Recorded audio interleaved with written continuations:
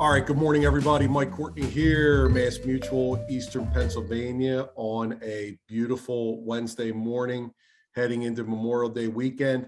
I'm joined, as always, by my good friend and counterpart, Steve Parisi, IBC Global President and CEO. Steve, we're heading into summer. How you feeling about business? Fantastic, my friend. Mile a minute as always. The weather's like perfect this morning. When I went for a run, going up and down mountains, I'm listening to Ray Lewis, and he's like, "Don't you quit!" And some motivational speech when I'm going up mountains. That's what you're listening to? Yeah, this morning I was listening to him. I always liked his style, so I mean that kept me going. My pace was faster this morning. He gets you fired up. He Can you did. imagine? Can you imagine being a teammate standing out in the field when he would come out and do like the pregame dance and ritual and everything? You have to be fired up after that. I'd love it. I like his intensity, but he also, like, everybody looks at him like he's an intimidating player when he played, but the guy studied, man. He sat down and put so much time, the boring work in that nobody really saw. So he had both sides down. He doesn't really seem like that kind of guy. Like No, he just seems like a high energy guy, but he also, he worked at it. he worked at it all right. Yeah, he was good. But I know we're not talking about Ray Lewis this morning. No, but today I want to talk about something that I know that you've worked real hard at. That is something that I've struggled with over the years, and I know a lot of advisors struggle with.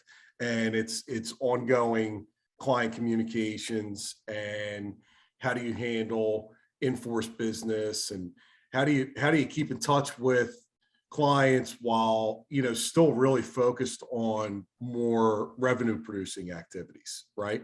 Yeah. So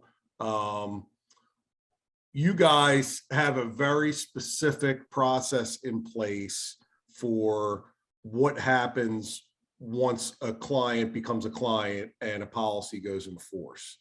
And I found that, some people can really spin your wheels with servicing and with questions. And those are the people a lot of times that subconsciously maybe you try to dodge. And it's probably a better idea to give those types of folks or everybody a lot more attention up front to nip that kind of stuff in the bud. A lot of times I feel like you can head off some of that confusion or some of that turmoil if you'd been more upfront and regular with your communication, right? Yeah. So when you get call it a technical client or someone that every year when they look at the policy as an agent or professional, you feel like you have to resell them and go over the same thing over and over again. And you may feel exhausting because you feel like we've gone over this before, but you cannot say that to a client. Otherwise, the relationship's toast because you would hate it if someone did it to you. So we can't do it to them. Right.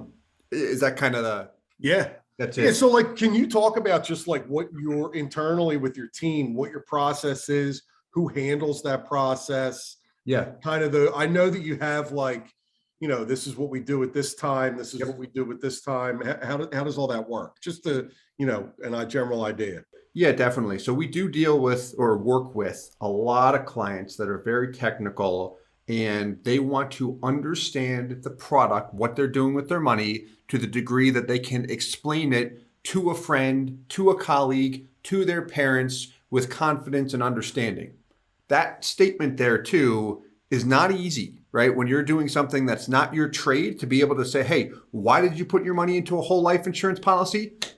Like you're either going to say something, they say, okay, tell me more, or they're going to say you got ripped off. Yeah. Right. So if someone's not sold on it, whether they've already started a policy or not, they're going to have a lot of questions. And as the agent, you have to be patient, considerate, and thorough.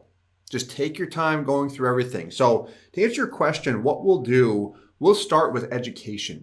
It's zero sales whatsoever, if you want to call it that. To this day, since I've been in the industry, I still have not asked for the check.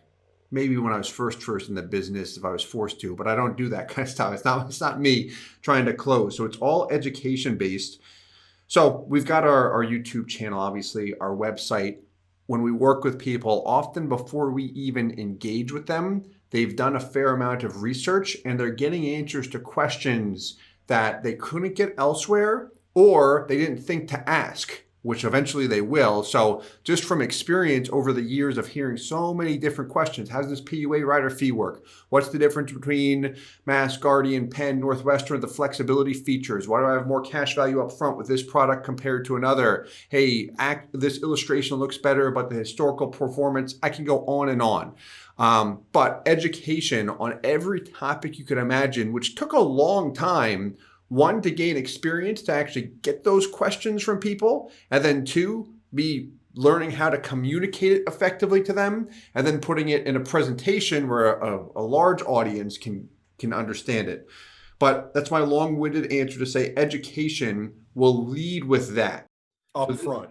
Correct. Right. We'll always lead with that. And our sales agents often do not have to spend a ton of time answering a lot of detailed questions. Many times people will ask a lot of detailed questions, but a big goal of mine is to make sure agents do not need to invest as much time as I did, hours upon hours over years with people, re-answering questions again and again and again. So when technical questions come up, they'll send them a video that addresses that question exactly how I would. And if it's something we haven't addressed, they'll send it to me, or I'll ask, hey guys, make sure you send it to me so I can review it and create video content. Video works, it's most effective for us right now because it provides visuals. You can speak directly with the person through the video or to them, and we'll provide a written response as well. It feels easier to understand if I'm watching somebody talk to me, even if it's not a live conversation. If it's a video, it is easier to digest that information. Tonality, everything. When you're dealing with a complex sale or education process, video goes such a long way. Written responses are extremely effective as well. Just with doing that, my advice in today's world where everybody moves so fast, and this includes us as agents, slow down and read the email aloud before you hit send. So important to do that. So important to do that. But we'll lead with education. I just did that yesterday with an email that I was sending about a situation where something had me really aggravated with somebody. But I was intent on sending a very calm, professional, detailed response. And I read the email and I changed a couple things. Nice work. Like that takes a lot of character. I tell you what, a big pitfall in our business where you can see a mature agent. When I say mature, it doesn't matter about their age. I've seen old guys act immature many times. Yeah. Is if they are quick to respond emotionally and come off as offensive or defensive with other agents, with their clients, a lot of times they don't often realize that they're even doing it. Right. I don't know how it happens, but it happens a lot. The person that just hits send or feels like I have to win when I'm sending this email versus the person that takes a deep breath, reads it aloud, and says, I don't care about how I'm necessarily reflected here. I care about the mission with this person being satisfied with their product, right, or ultimately starting a policy with me. You know, I can put an ego aside or pride, whatever you want to call it, right? If I can put that aside and stay focused on the ultimate mission, that's the agent that excels and continues to grow. Those that get emotionally involved and start saying things that have nothing to do with the product, that's a sign of immaturity, in my opinion. Right. Yeah. So you feel like, and I agree that you're, what you've compiled as far as this library, it's kind of like a Q&A library, all things whole life and cash value life insurance, utilizing those tools up front during the sales or discovery process. Typically what's happened, and I've seen this in real life, is you end up with a much more well-educated client.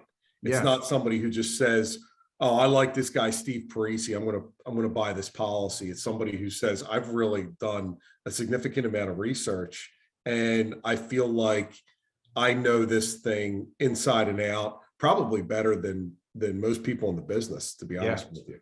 Is what I mean, just from my interactions with some of your clients, I've been struck by their questions. And also I've been struck by their kind of, it's very conversational. Yeah. And you can tell when someone's comfortable with with subject matter when it's easy flow conversation. They understand what's going on and how the pieces are moving together. So you guys end up with, I think, more educated and comfortable clients. They become clients and put a policy in force. What happens then? Like, what does outreach look like from your office? Who handles that? What's the goal going forward to have a good client advisor relationship? Absolutely. And before I get into the specific details, the first part you mentioned there with them feeling comfortable, that's one of the most important things, because I want them to feel comfortable approaching me or anyone, even if they're asking the same question 15 times.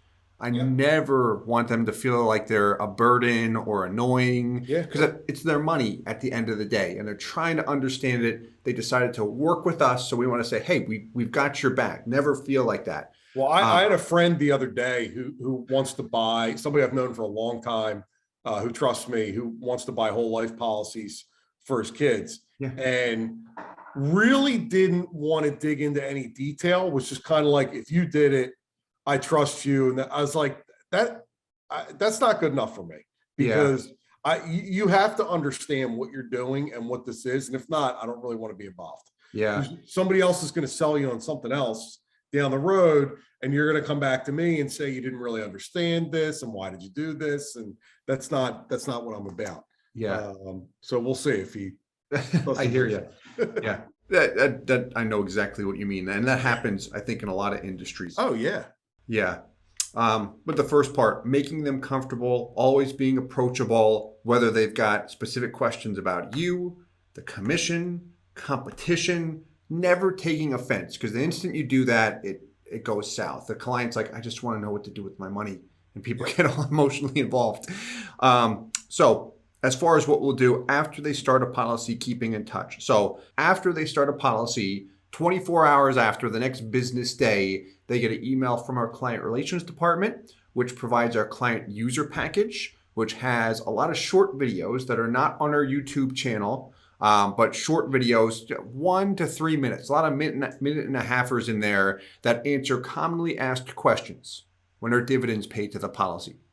If I have a policy with Mass Mutual or Guardian and take a loan, one company bills loan interest each month, the other one bills it up front in advance. Just little things where questions come up like, oh, okay, that's how that works. Now I don't have a question, no need for a call. So it saves a lot of time up front with short videos. Here's how these 15 items work, right? Just there's a lot of topics in there. So they get that initially, along with instructions on how to register their online portal with whatever company or companies they purchased a policy with. And then from that point forward, that user package that we provide with those quick Q&A videos, that we always try and update. Our YouTube channel always provides more information, which a lot of clients will tune into. And then we'll reach out to them every 6 months. Our client relations department will. They'll email them an updated status report of their policy. They'll CC the agent as well and offer a review meeting, review call. It's just constantly keeping in touch. As agents, we'll touch base as well. Shoot them a quick text. Hey, happy to connect. Hope everything's going okay. We won't even mention the policy sometimes if I just want to see how everything's going. Really just to know that, I'm here. And if they want to reach out, or if they have any questions, anything popped up, they can easily ask. Say, yeah, I had a question. I took a loan. The loan interest looked a little bit different than what I thought it would. Hey, no problem. Here's a video. Let's get on a call. Whatever's most convenient for you. Right. Okay. So to summarize all that, no, that was great. I mean, like it sounds like a lot, but I feel like, you came up with a process, you stick with it, and then it's not a lot. It really ends up saving a lot of time.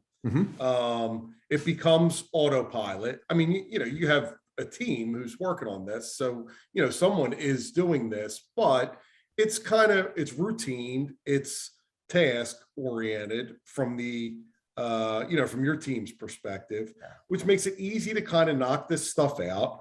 And then as more complex issues come up, the nice thing is if someone does have a problem, I feel like where you run into problems is I'm a client, I have a problem and I haven't heard from you in 3 years and I don't really know what's going on. I can't find any of the policy information. I can't find any of it. Now, you also could have people who can't find that stuff and you've been communicating with them every 6 months, but it's a lot better when you can go back to somebody and say, hey, we regularly keep in touch. We'll help you with whatever you need. I think that helps disarm some of that frustration. It does, right? As long as they feel, the consumer feels like they can get information easily, transparency, clean answers. There's definitely an element of fear that I think you probably see this every single day, where someone's attracted to a whole life insurance policy because they see a dividend rate of 6% and think they're going to earn that on the money they pay into a policy. Right. 100 grand, 6%, $6,000. That's what I'm going to have, which isn't the case. And we've discussed this before, so I won't go into detail. Right. But there's an element of fear there where perhaps the individual purchased the policy and they believe that, were led to believe that, however it happened. And then they start to kind of look at the numbers and ask, why did it only grow by $2,000 when 6% of 100 grand is $6,000? And instead of getting a direct answer, well, the net growth rate was $2,000, which means the internal rate of return was 2% this year, and it will increase over time. They'll get this long-winded answer that you look at and say, what? It's just confusing because the element of fear comes from the agent. If they start to find out that they're earning less than what they thought, like they might get out of the policy or they might think that I lied to them, even though perhaps they didn't. There's so many things. We often play games in our own mind with this. But after the fact, when we're reselling them, we got to go back and think, what did I originally say? They don't like it as much.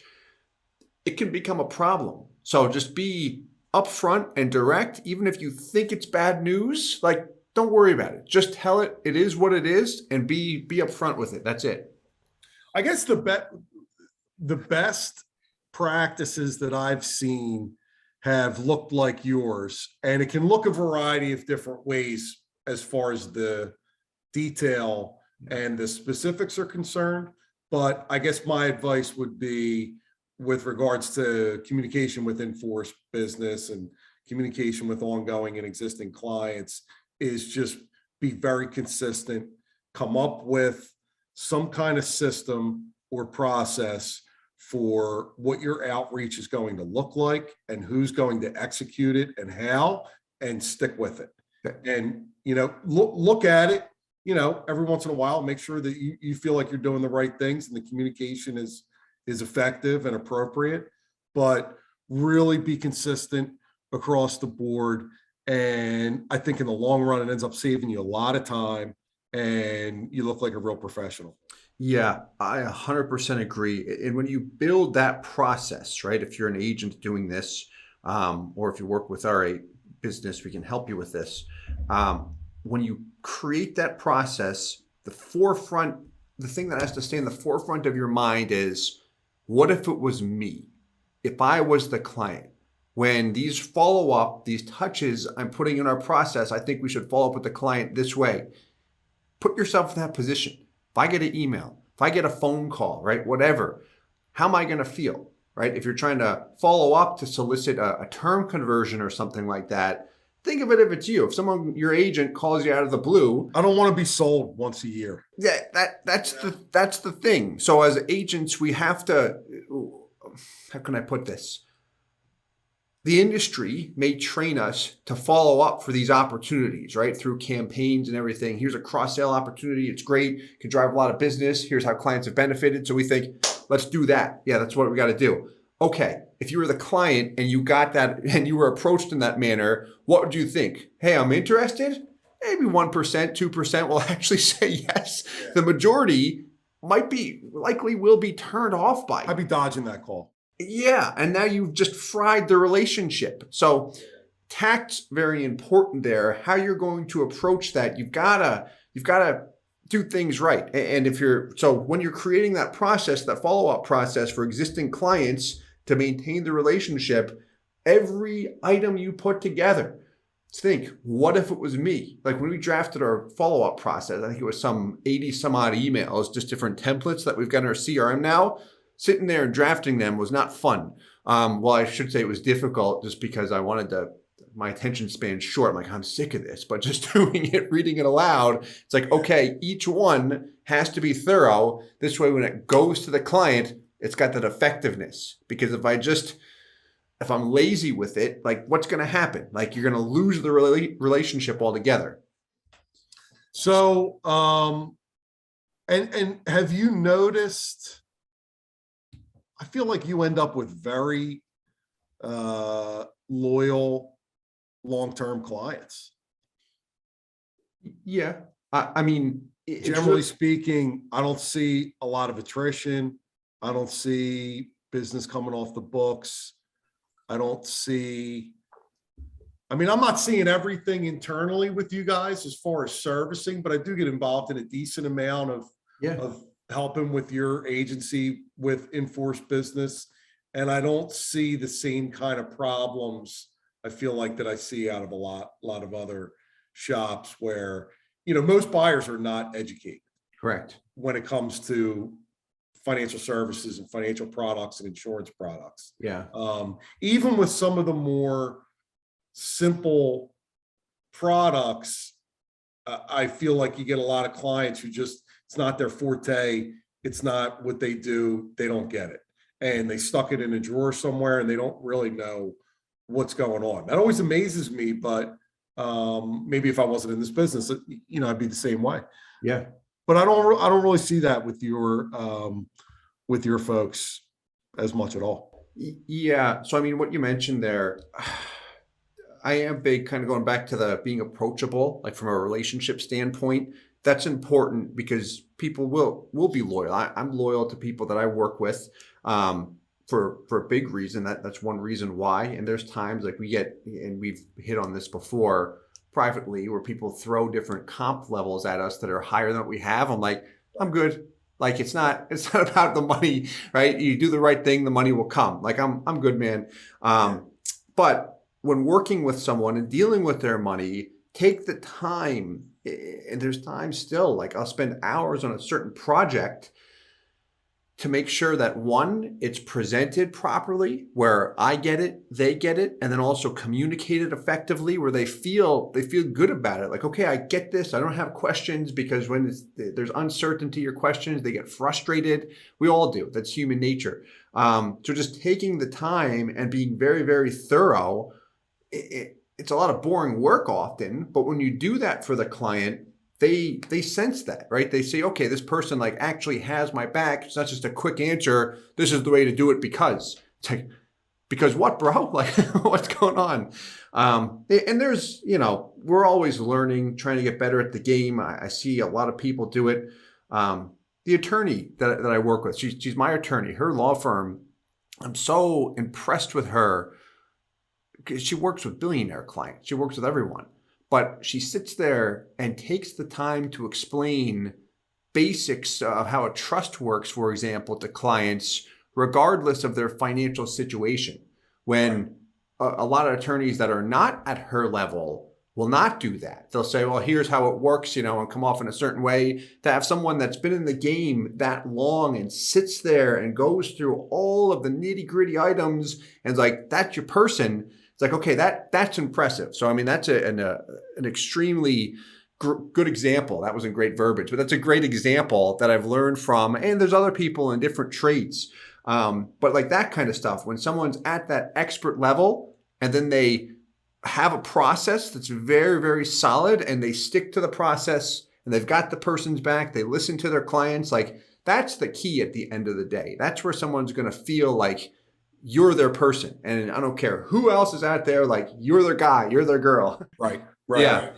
Well, I can vouch for the fact that, Steve and his team at IBC are absolute pros when it comes to sales process and business processes in general. I've learned so much from them over the years, just kind of by osmosis. There's things that I do sometimes that I know are a direct reflection of having, worked closely with these guys. If you're interested in anything that we were talking about today or during any of these conversations, please check out Steve Parisi, check out IBC Global. Their YouTube channel has a ton of really great information.